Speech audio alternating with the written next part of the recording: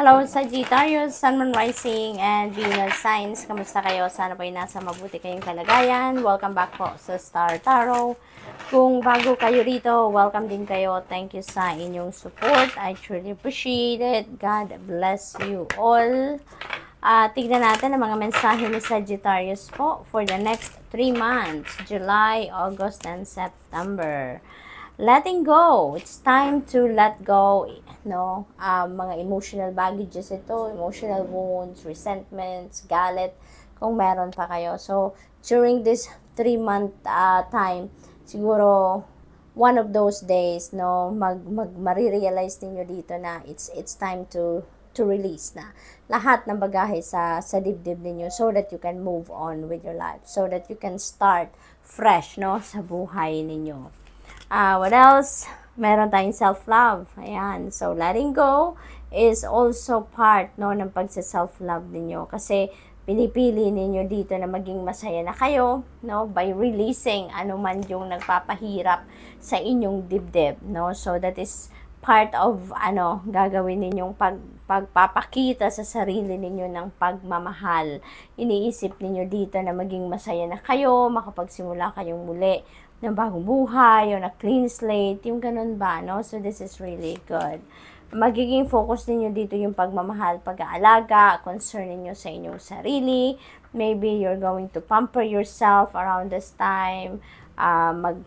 Magpapamasahe kayo, siguro, alam mo yun,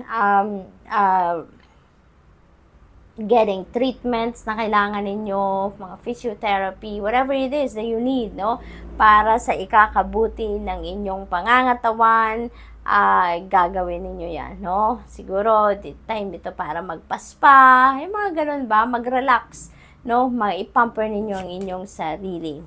Serenity, ayan. So, this is also part, no, ng pagsisikap ninyo dito na magpakita ng self-love, no?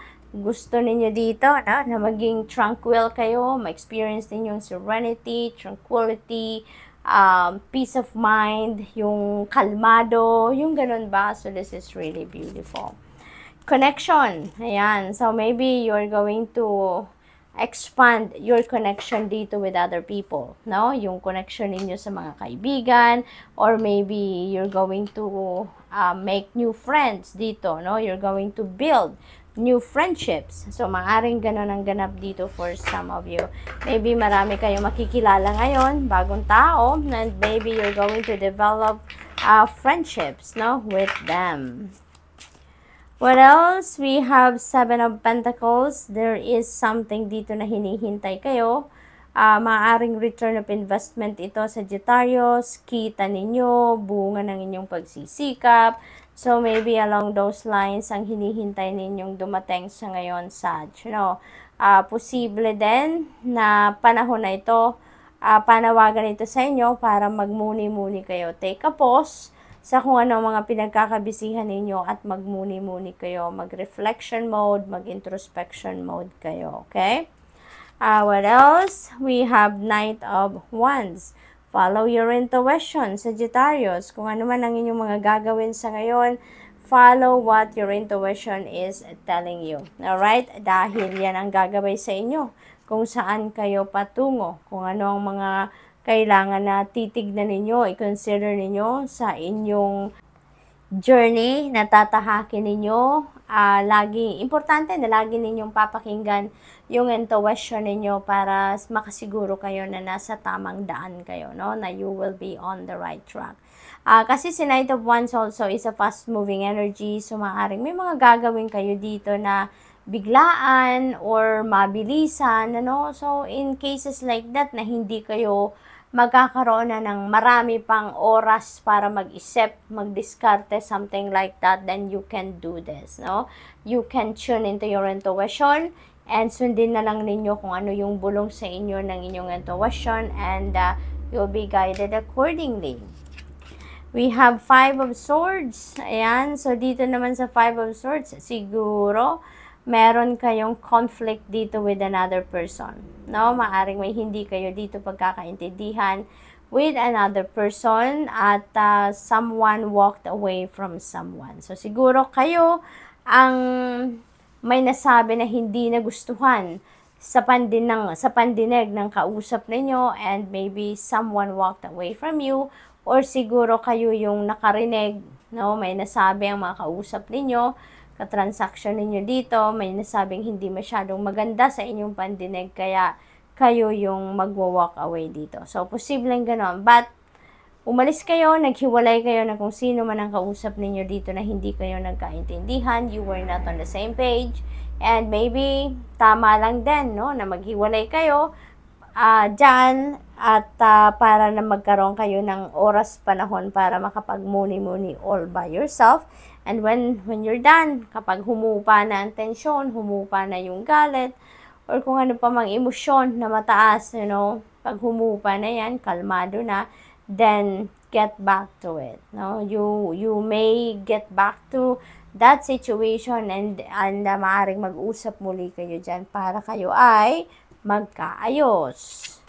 We have death energy. Yeah, beautiful energy. This is a massive transformation na mangyayari sa buhay ninyo. Maraming pagbabago. In the next 3 months, maraming babaguhin kayo sa buhay ninyo. Marami kayong igagawing adjustments sa iba't ibang bagay, no? And this is for your highest good, no? It's time for releasing talaga, 'di ba? May letting go energy.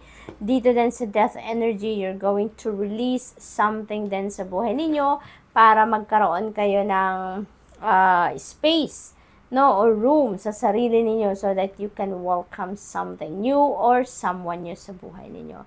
You're going to release something dito na hindi na nagsiserve ng highest good ninyo sa ngayon. Hindi na yan nakakatulong sa buhay ninyo. Hindi na positibo ang epekto ng kung anumang bagay na yan or sitwasyon or tao yan sa buhay ninyo. Kaya, ila-let go mo na siya. Let go mo na sila, no? What else? We have Two of Wands. Nag-iisip kayo sa ngayon, ano? Nag-strategize, nag-iisip, nagpaplano. Ayan. So, yun ang maaring mga ganap ni Sagittarius sa ngayon. At maganda rin dito, may mga opportunities dito na kakatok sa inyo. Marami ng oportunidad ang kakatok sa buhay ninyo sa ngayon, Sagittarius, na yun ang maaring i-welcome ninyo. Diba? Mga opportunities and possibilities na yan. You're going to embrace something new dito, no? Mga trabaho, iba't ibang klaseng opportunities, depende sa inyong sitwasyon dito, no? Meron at merong dadating na oportunidad dito.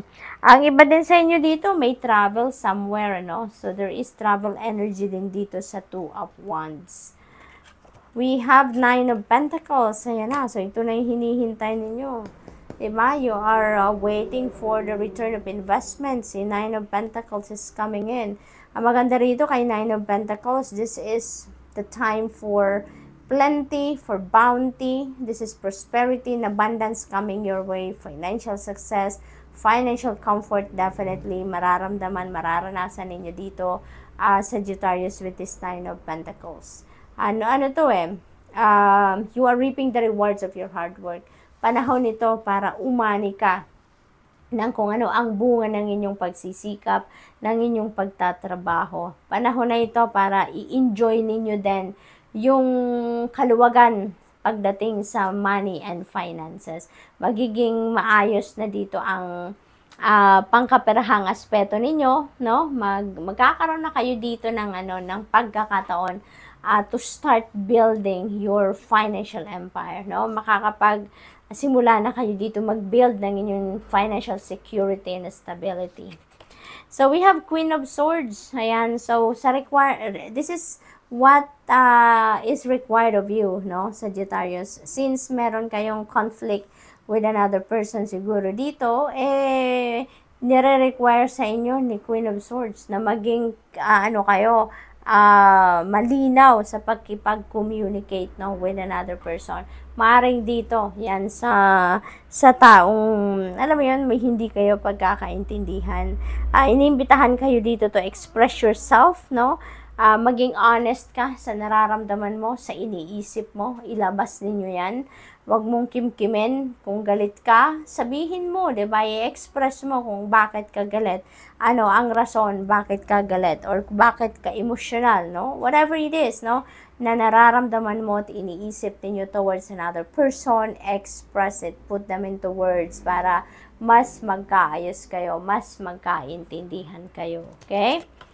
We have 8 of Wands, napakaganda. This is a fast-moving energy, no? Ang mga pagbabagong ganap, no, or mangyayari dito sa buhay ninyo, parang mamadaliin ninyo ito. Parang excited kayo, bilis ng mga pangyayari dito. So, maaaring mga mabilis dito ang mga pagbabagong mangyayari, no? Sagittarius, parang you're going to rush, no? Sa mga pagbabago na gusto mong mangyari dito. There is travel energy din dito. So, ang iba sa inyo Sagittarius magbabiyahe. Kung saan, maaaring may biyahe kayo pa ibang bansa for different reasons, no? Siguro ang iba mag-aaral, magtatrabaho na doon, or magmamigrate na doon, or mamamasya lang, pwede rin, or business trip, no? Siguro, ang iba. This is also wonderful news, wonderful opportunities coming in. At maaaring yung mga opportunities na yan na parating, maaaring yan ang magpapabago ng buhay ninyo. Yan ang parang game changer siguro ang mga opportunities na to. Kaya magkakaroon ng pagbabago sa iba't ibang parte ng buhay ninyo, no? At tignan natin kung ano naman ang mensahe para sa inyo pagdating sa pera, finances. We have the past. Ayan. So, sabi dito sa card, something from the past is coming back. Perhaps an old job or unfinished business. Ayan. So, siguro meron kayong hindi pa natatapos, no, na trabaho. At maaaring marami na dumating, napatungan na siya, nagpatong-patong na mga bagong proyekto or yung mga lumang task ninyo, and gayon, you know, maybe you'll get back to it. Maaaring natapos mo lang lahat-lahat, and then mababalikan mo na ngayon kung ano pa yung unfinished project ninyo or business. Posible din na meron ditong mag-o-offer ulit sa inyo ng trabaho ninyo or balikan ninyo yung trabaho ninyo dati. So, maaaring magkakaroon ulit kayo ngayon ng offer from that company or doon mismo sa pinagtatrabahuan ninyo. Look to the past to understand the future or a lesson, an experience, or an old skill. You could be earning on receiving money from something you did in the past. So, maaaring return of investment talaga dito, no, with the 7 of Pentacles. May return of investment talaga dito na parating sa inyo dito, no? At yan ay enjoy ninyo, Sagittarius. Kasi yung mga ginawa na ninyo in the past, no, yung bunga niyan, ngayon na ninyo makukuha. Paaring that is a long-term project at ngayon, finally, matatapos nyo na, kaya mababayaran na siguro kayo, 'di ba? So, for love life naman, tignan natin kung ano ang mensahe para sa inyo. We have home and soulmate. Ayan. So, siguro makikilala na ninyo sa ngayon ang inyong soulmate and you are going to develop a great connection, no, between you and that person, at maaaring mag-build kayo dito ng relationship, no? Not necessarily na love and romantic relationship yan. Maaari din na yung relationship na yan is a deep friendship. Maaaring ganun din ang ganap. But definitely, soulmate will be in your horizon. So, maaaring magkita na kayo, magkakilala kayo, and you are going to start a great connection, no, between each other. For some of you, then, Sagittarius, maybe meron kayong binibuild na bahay, no, para sa inyong pamilya. Maaaring meron kayong titirahang bago, maaaring merong maglilipat bahay dito, no, sa inyo, at maaaring yun ang napili ninyo mag-asawa or mag-partner, no, nalilipatan ninyo. Posible din dito na nagsha-shopping kayo ng bahay, nagsha-shopping kayo ng condo or apartment na titirahan ninyo at ng inyong pamilya.